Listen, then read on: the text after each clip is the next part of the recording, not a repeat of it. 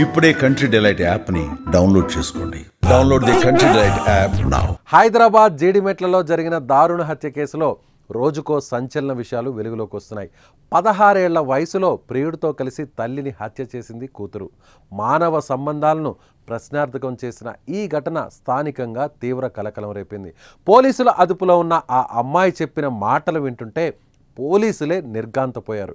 ఈ ఘటన సభ్య సమాజం తలదించుకునేలా ఉన్నా అసలు ఆ వయసుకు ఎందుకు తల్లి అంటే అంత కోపం, చంపేంత కసి అన్న విషయంపై చర్చలు నడుస్తున్నాయి.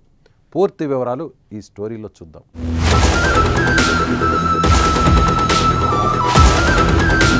హైదరాబాద్లోని జీడిమెట్లలో ఇటీవల వెలుగు చూసిన కన్న తల్లి హత్య కేసులో బాలానగర్ డీసీపీ సురేష్ కుమార్ పలు కీలక విషయాలు వెల్లడించారు. వాస్తవానికి తేజశ్రీ తల్లి అంజలికి 2 భర్తలు. మొదట భర్త చనిపోయిన తర్వాత మరో వ్యక్తిని పెళ్లి చేసుకుంది. ఆయనకు మనస్విని అనే అమ్మాయి పుట్టింది. చిన్నప్పటి నుంచి తేజశ్రీకి చెల్లెలు మనస్విని అన్న, ఆమె తండ్రి అన్న, చివరికి తల్లి అన్న కోపం.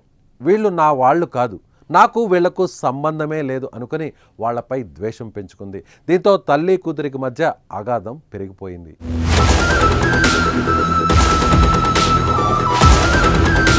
తాను మొదటి భర్త కూతుర్ని, అందుకే నేనంటే మా అమ్మకు ఇష్టం లేదు, నన్ను కొడుతుంది, బండ బూతులు తిడుతుంది, నాకు వాతలు పెడుతుంది, చిన్న కూతురిని మాత్రం చాలా బాగా చూసుకునేదని, తనను చిత్రహింసలు పెట్టేదని స్నేహితులతో చెప్పుకుని ఎప్పుడూ బాధపడేది తేజశ్రీ.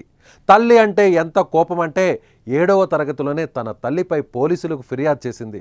పోలీసులు తల్లిదండ్రులకు తేజశ్రీకి కౌన్సిలింగ్ ఇచ్చి పంపించారు. కొద్ది రోజుల పాటు చైల్డ్ హోమ్లో తన చిన్నమ్మ వద్ద ఉన్నట్లు సమాచారం. ఇటీవల తల్లి వద్దకు వచ్చింది.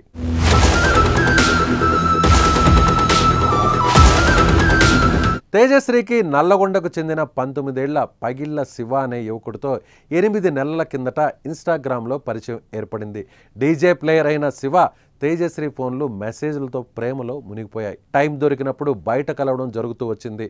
విషయం కాస్త తేజశ్రీ తల్లి అంజలికి తెలియడంతో ఈ వయసులో ప్రేమ వ్యవహారాలు సరికాదని, చదువుపై దృష్టి పెట్టాలని కూతురిని గట్టిగా మందలించింది. అసలే తల్లి అంటే ద్వేషం, కసి, తన ప్రేమకు అడ్డు వస్తుందన్న కోపంతో మరింత రగిలిపోయింది తేజశ్రీ.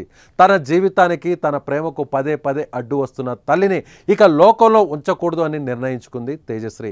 ఇందుకోసం తన ప్రియుడు శివ సహాయం అడిగింది. లవర్ కోసం శివ, అతని తమ్ముడు యశ్వంత్ సోమవారం జూన్ 23న ఎవరూ లేని సమయంలో తేజశ్రీ ఇంటికి వచ్చి అంజలిని గొంతు నిలుమి సుత్తితో కొట్టి కత్తితో గొంతు కోసి దారుణంగా హతమార్చారు.